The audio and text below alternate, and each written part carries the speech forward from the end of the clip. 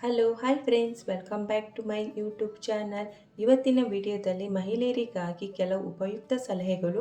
ವಿಡಿಯೋವನ್ನು ಸ್ಕಿಪ್ ಮಾಡದೆ ಕೊನೆವರೆಗೆ ನೋಡಿ.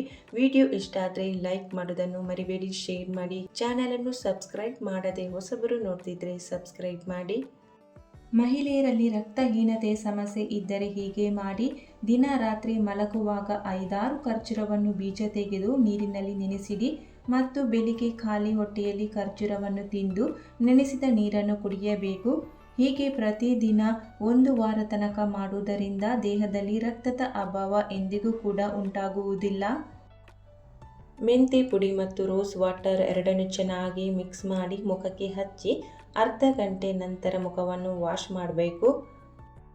ಬೇಸಿಗೆಯಲ್ಲಿ ಮನೆಯಲ್ಲಿ ಮಾಡುವ ಫೇಸ್ ಪ್ಯಾಕ್ ಹೆಸರು ಕಡಲೆ ಹಿಟ್ಟು ಎರಡನ್ನು ಸಮ ಪ್ರಮಾಣದಲ್ಲಿ ಬೆರೆಸಿ ಮುಖಕ್ಕೆ ಕುತ್ತಿಗೆಗೆ ಹಚ್ಚಿ ಅರ್ಧ ಗಂಟೆ ನಂತರ ಮುಖವನ್ನು ವಾಶ್ ಮಾಡಬೇಕು. ದಿನ ರಾತ್ರಿ ಮಲಗುವ ಮೊದಲು ಬಾದಾಮಿ ಎಣ್ಣೆಯನ್ನು ಹಚ್ಚಿಕೊಂಡು ಮಲಗಿ. ಇದರಿಂದ ನಿಮ್ಮ ತ್ವಚೆ ಗ್ಲೋಯಿಂಗ್ ಆಗುತ್ತದೆ ಮತ್ತು ನೆರಿಗೆಗಳು ಕಡಿಮೆ ಆಗುತ್ತದೆ. ಅನ್ನವನ್ನು ಬಸಿದ ನೀರು ತುಂಬ ಲಾಭದಾಯಕವಾಗಿರುತ್ತದೆ. ಅದನ್ನು ಕೂದಲಿನ ಬುಡಕ್ಕೆ ಹಚ್ಚಿದರೆ ಕೂದಲು ಉದುರುವುದು ಕಡಿಮೆ ಆಗುತ್ತದೆ. ಕೂದಲನ್ನು ಎಂದಿಗೂ ಕೂಡ ಬಿಸಿ ನೀರಿನಿಂದ ತೊಳೆಯಬಾರದು. ಇದರಿಂದ ಕೂದಲಿನ ಬುಡ ದುರ್ಬಲಗೊಳ್ಳುತ್ತದೆ ಮತ್ತು ಕೂದಲು ಉದುರಲು ಶುರುವಾಗುತ್ತದೆ. ನೆಲ್ಲಿಕಾಯಿಯನ್ನು ತಿನ್ನುವುದರಿಂದ ದೇಹದಲ್ಲಿ ಎಂದಿಗೂ ಕೂಡ ವಿಟಮಿನ್ ಸಿಯ ಕೊರತೆ ಉಂಟಾಗುವುದಿಲ್ಲ.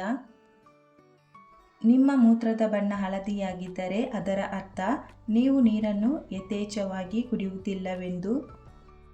ಬಾಳೆಹಣ್ಣಿನ ಸಿಪ್ಪೆಯನ್ನು ಮುಖಕ್ಕೆ ತಿಕ್ಕುವುದರಿಂದ ಮುಖದ ಚರ್ಮ ಸಾಫ್ಟ್ ಆಗುತ್ತದೆ. ಹೀಗಾಗಿ ಬಾಳೆಹಣ್ಣನ್ನು ತಿಂದು ಸಿಪ್ಪೆಯನ್ನು ಎಸೆಯಬೇಡಿ. ಈರುಳ್ಳಿಯ ರಸವನ್ನು ಕೂದಲಿಗೆ ಹಚ್ಚುವುದರಿಂದ ಕೂದಲು ಬೇಗನೆ ವೈಟ್ ಆಗುವುದಿಲ್ಲ ಮತ್ತು ಕೂದಲು ಉದುರುವ ಸಮಸ್ಯೆ ಕಡಿಮೆಯಾಗಿ ಹೊಸ ಕೂದಲು ಹುಟ್ಟಲು ಶುರುವಾಗುತ್ತದೆ. ನಿಮ್ಮ ಎಲುಬುಗಳಲ್ಲಿ ಕಟ್ನ ಶಬ್ದ ಬರುತ್ತಿದ್ದರೆ ಅದರರ್ಥ ನಿಮಗೆ ಕ್ಯಾಲ್ಸಿಯಂನ ಕೊರತೆ ಇದೆ ಎಂದು. ಕ್ಯಾಲ್ಸಿಯಂನ ಕೊರತೆಯನ್ನು ನೀಗಿಸಲು ಹಾಲು, ಮೊಸರು, ಸೋಯಾಬೀನ್ ಮತ್ತು ಪನ್ನೀರನ್ನು ಸೇವಿಸಿ. ಊಟವಾದ ನಂತರ ಜೀರಿಗೆಯ ಪುಡಿಯನ್ನು ತಿನ್ನುವುದರಿಂದ ಜೀರ್ಣಕ್ರಿಯೆ ಸರಾಗವಾಗುತ್ತದೆ. ಮಹಿಳೆಯರಲ್ಲಿ ನಿದ್ರಾಹೀನತೆಯ ಸಮಸ್ಯೆ ಇದ್ದರೆ ಅದರಿಂದ ಅವರ ದೇಹದ ತೂಕ ಹೆಚ್ಚಾಗುತ್ತದೆ. ಹಾಗಾಗಿ ಸರಿಯಾದ ಪ್ರಮಾಣದಲ್ಲಿ ನಿದ್ರಿಸಬೇಕು. ಬೇಸಿಗೆಯಲ್ಲಿ ವಾರಕ್ಕೆ 3 ಬಾರಿ ಅರಿಶಿನ, ಕಡಲೆ ಹಿಟ್ಟು ಮತ್ತು ಮೊಸರನ್ನು ಮಿಕ್ಸ್ ಮಾಡಿ ಹಚ್ಚಿ ಟ್ಯಾನಿಂಗ್ನಿಂದ ಬೇಗ ಮುಕ್ತಿ ಸಿಗುತ್ತದೆ.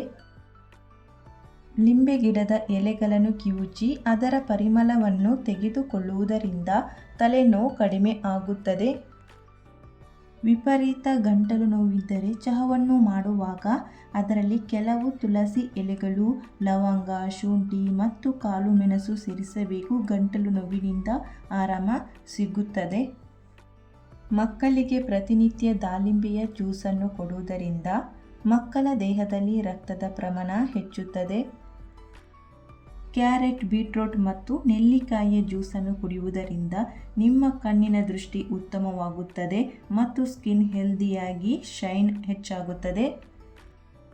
ಕೈ ಕಾಲಿನ ಗಂಟುಗಳಲ್ಲಿ ನೋವಿದ್ದರೆ ಅದಕ್ಕೆ ಶುಂಠಿಯ ರಸವನ್ನು ಹಚ್ಚಿ ತಿಕ್ಕಬೇಕು. ಇದರಿಂದ ನೋವು ಕಡಿಮೆ ಆಗುತ್ತದೆ. ಯಾವುದೇ ರೀತಿಯ ಹಣ್ಣಿನ ರಸವನ್ನು ಅಥವಾ ಜ್ಯೂಸನ್ನು ಜಾಸ್ತಿ ಹೊತ್ತು ಇಡಬಾರದು. ಇದರಿಂದ ಅದು ಕಹಿಯಾಗುತ್ತದೆ ಮತ್ತು ಆರೋಗ್ಯಕ್ಕೆ ಮಾರಕವಾಗುತ್ತದೆ. ಮಲಗುವಾಗ ಕಾಲಿನ ಪಾದಕ್ಕೆ ವಿಕ್ಸ್ ಅನ್ನು ಹಚ್ಚಿಕೊಂಡು ಮಲಗಿದರೆ ಶೀತದಿಂದ ಮುಕ್ತಿ ಸಿಗುತ್ತದೆ. ಊಟದ ನಂತರ ಹೊಟ್ಟೆ ಭಾರ ಎನಿಸಿದರೆ 1 ಗ್ಲಾಸ್ ನೀರಿಗೆ ಸ್ವಲ್ಪ ನಿಂಬೆ ರಸ ಮತ್ತು ಕಲ್ಲು ಉಪ್ಪನ್ನು ಸೇರಿಸಿ ಕುಡಿಯಿರಿ, ಆರಾಮ ಸಿಗುತ್ತದೆ. ಪ್ರತಿದಿನ ನೆಲ್ಲಿಕಾಯಿಯನ್ನು ತಿನ್ನುವುದರಿಂದ ಕಣ್ಣು ಮತ್ತು ಕೂದಲಿನ ಆರೋಗ್ಯ ಸುಧಾರಿಸುತ್ತದೆ. ದಾಸವಾಳದ ಹೂ ಮತ್ತು ಎಲೆಗಳನ್ನು ತೆಂಗಿನ ಎಣ್ಣೆ ಜೊತೆಗೆ ಸೇರಿಸಿ ಪೇಸ್ಟ್ ಮಾಡಿ ಹಚ್ಚಿಕೊಳ್ಳಿ. ಕೂದಲಿಗೆ ಅಗತ್ಯವಾದ ಪೋಷಣೆಗಳು ದೊರೆತು ಕೂದಲು ಉದುರುವುದು ಕಡಿಮೆ ಆಗುತ್ತದೆ.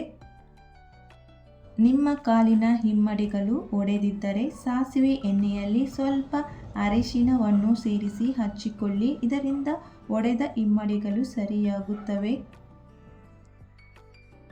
ಟೊಮೆಟೊ ಹಣ್ಣನ್ನು ಕತ್ತರಿಸಿ ಅದರ ಅರ್ಧ ಭಾಗ ಮೇಲೆ ಸ್ವಲ್ಪ ಕಾಫಿ ಪೌಡರನ್ನು ಹಾಕಿ ಮುಖಕ್ಕೆ ಲೈಟಾಗಿ ಮಸಾಜ್ ಮಾಡುವುದರಿಂದ ಮುಖಕ್ಕೆ ಒಳ್ಳೆಯ ಶೈನಿಂಗ್ ಬರುತ್ತದೆ. ಒಣ ಅಂಜೂರವನ್ನು ನೆನೆಸಿ ತಿನ್ನುವುದರಿಂದ ಮಲಬದ್ಧತೆಯ ಸಮಸ್ಯೆ ಕಡಿಮೆ ಆಗುತ್ತದೆ. ಕಹಿ ಬೇವಿನ ಎಲೆಗಳನ್ನು ಅರೆದು ಪೇಸ್ಟ್ ಮಾಡಿ ವಾರದಲ್ಲಿ 3 ಅಥವಾ 4 ಬಾರಿ ಹಚ್ಚುವುದರಿಂದ ಮೊಡವೆಗಳಿಂದ ಮುಕ್ತಿ ಸಿಗುತ್ತದೆ. ನಿಮ್ಮ ತುಟಿಗಳು ಕಪ್ಪಾಗಿದ್ದರೆ ನಿಂಬೆ ರಸಕ್ಕೆ 1 ಚಮಚ ಸಕ್ಕರೆ ಮತ್ತು ಜೇನುತುಪ್ಪವನ್ನು ಸೇರಿಸಿ ಲೈಟಾಗಿ ಮಸಾಜ್ ಮಾಡಿ. ಹೀಗೆ ಪ್ರತಿನಿತ್ಯ ಮಾಡುವುದರಿಂದ ತುಟಿಯ ಕಪ್ಪು ಬಣ್ಣ ಕಡಿಮೆ ಆಗುತ್ತದೆ ಮತ್ತು ತುಟಿ ಸ್ಮೂತ್ ಆಗುತ್ತದೆ.